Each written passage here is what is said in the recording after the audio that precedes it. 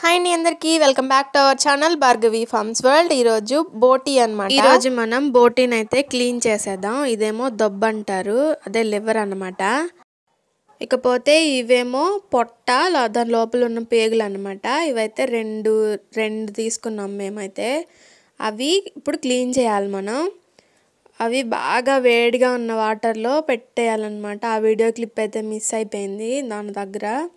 ఇప్పుడు మనం అది హాట్ వాటర్లో పెట్టి చేసిన తర్వాత అవి ఉన్న వేస్ట్ అంతా పోయిద్ది అనమాట. దాన్ని క్లీన్గా చేసేసేయాలి. ఇప్పుడైతే ఈ దొబ్బ అనేది ఇలా చిన్న చిన్న ముక్కలుగా అయితే కట్ చేసేసుకోవాలి. చక్కగా నీట్గా చిన్న చిన్న ముక్కలు కోసుకోవాలన్నమాట. ఆ వీడియో ఉంటే బాగుండేది, నేను పొరపాటున డిలీట్ చేసేసాను. అది మళ్ళీ రిస్టోర్ చేయడం నాకైతే కుదరలేదు, అందువల్ల దాన్ని చూపించలేకపోయాను. ఇలా చిన్న చిన్న ముక్కలు అయితే కట్ చేసేసుకోండి. ఆ పొట్ట అనేది చూసారా, ఇందాక నల్లగా ఉంది కదా, అది హాట్ వాటర్లో పెట్టడం వల్ల దాని మీద ఉన్న నలుపు అంతా పోతుంది. ఇలా తెల్లగా అయితే రావాలి. తెల్లగా వచ్చిందాన్ని ఇలా చిన్న చిన్న ముక్కలు అయితే కట్ చేసుకోండి. పెద్దగా ఉంటే అది లబ్బరెళ్ళే సాగుతుంది అనమాట. అది ఆ నలుపు అనేది బాగా వేడిగా ఉన్న నీళ్ళల్లో మాత్రమే బయటకు పోతుంది, లాగడానికి వస్తుంది. ఎందుకంటే ఆ తోలు అనేది ఉడికిద్ది కదా, ఆ చర్మం అనేది పైకి పోతుంది. అది మనం లాగేసుకోవాలి, క్లీన్ చేసేసుకోవాలి. అది నల్లదన్నది ఉంటే మనం కర్రీ వండినప్పుడు చేదుగా అయితే ఉంటుంది అనమాట కర్రీ అనేది. ఇలా అన్నీ చక్కగా చిన్న చిన్న ముక్కలు అయితే కట్ చేసేసుకోండి. పేగులు అనేవి కూడా ఫస్ట్ మనం హాట్ వాటర్లో పెట్టే ముందు మనం చక్కగా చన్నీళ్ళల్లో పెట్టేసి దాన్ని జాడించాలన్నమాట. లాగేసి దాని లోపలదంతా వచ్చేస్తుంది. తర్వాత హాట్ వాటర్లో పెట్టేసి ఇక ఇలా ముక్కలు అయితే కోసేసుకోవాలి. చక్కగా ముక్కలు చిన్న చిన్నగా కోసేసుకుంటే బాగుంటుంది. ఈ పేగులు అనేవి వేరే గిన్నెలో అయితే పెట్టేసుకోండి. ఇందాక కోసిన దొబ్బ అవి ఉన్నాయి కదా, అవైతే ఒక గిన్నెలో అలా స్టోర్ చేసేసుకోండి. ఎందుకంటే ఆ పేగుల్లో కొంచెం డస్ట్ అనేది ఉంటుంది, దాన్ని మళ్ళీ క్లీన్ చేసేసుకోవాలి, వాష్ చేసుకోవాలి మనం. దీంట్లో మనం పసుపు, ఉప్పు అవన్నీ వేసి క్లీన్గా కడుక్కోవాలన్నమాట. ఇది చూడండి, ఇలా పసుపు కొంచెం, ఉప్పు కొంచెం వేసేసుకోవాలి.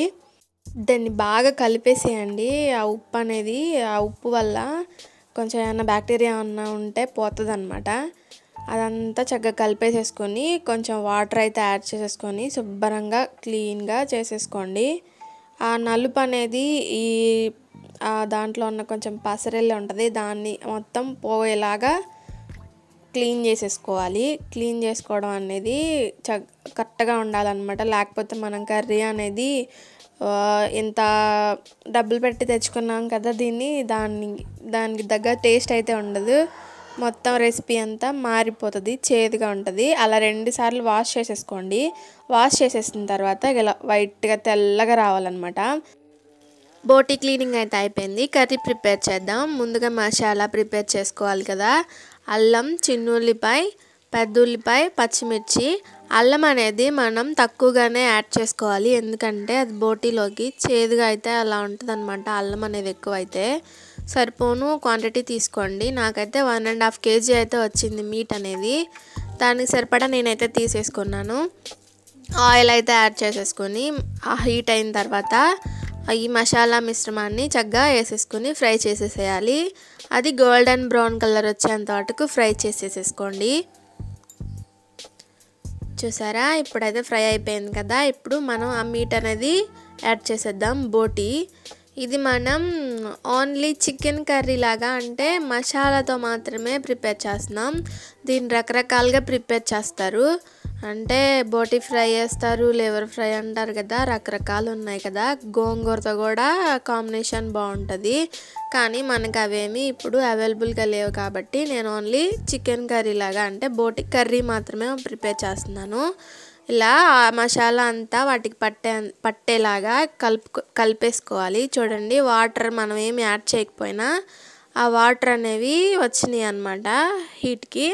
ఇప్పుడు సరిపడా ఉప్పు, కొంచెం పసుపు యాడ్ చేసేసుకోండి. యాడ్ అయిపోయిన తర్వాత అది చక్కగా కలిపేసేసుకొని ఒక 5 నిమిషాల పాటు మూత పెట్టి పక్కన పెట్టేసుకోండి. ఈ బోటీ కర్రీ అనేది చాలా టేస్ట్గా ఉంటుంది. ఒకసారి ట్రై చేసి చూడండి. బ్రౌన్ రైస్ అంటే మేము బ్రౌన్ రైస్ తింటాం కదా, అంటే కొంచెం నేను సాల్ట్ అనేది ఎక్కువగానే యాడ్ చేశాను. మీరు ట్రై చేయండి. నార్మల్ రైస్ అయినా బ్రౌన్ రైస్ అయినా ఏ రైస్ అయినా ఈ బోటి కర్రీ అనేది సూపర్ టేస్ట్తో ఉంటుంది. అది చక్కగా మగ్గిపోయింది. ఇప్పుడు కారం కూడా యాడ్ చేసేసుకోవాలి.